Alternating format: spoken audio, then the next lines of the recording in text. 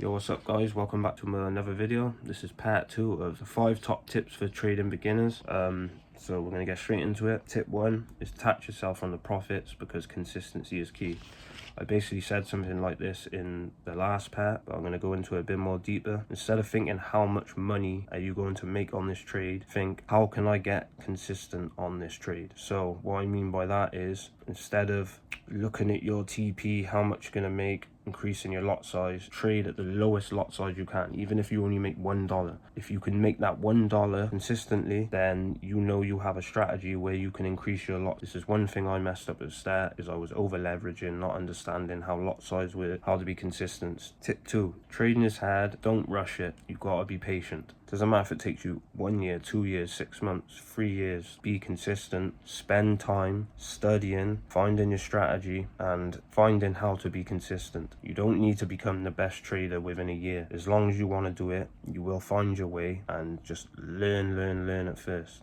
Tip 3, learn structure and your strategy on a demo account first. Don't just instantly put money into your live account if you don't understand how price action moves, structure, market, because when something happens you're not going to understand. You won't learn the real solid trade until you put money into your live account, but first you should understand market structure and to find your strategy to see if it actually works. Tip 4, don't let beginner's luck corrupt your mind. If you end up getting beginner's luck where you make a lot of money at first, if you happen to not use a demo and you just go straight into a live, don't let that taint your mind, because what that will do is lead you to over leverage, get cocky. You could get multiple wins for a few months, but then you're going to take that big loss and it's going to hit you really hard. And take this from someone who has been through it all with trading right now. This can lead to a lot of depression, giving up. Like, trading is dangerous, I will say, if you're not ready, if you don't understand how it actually works. So yeah,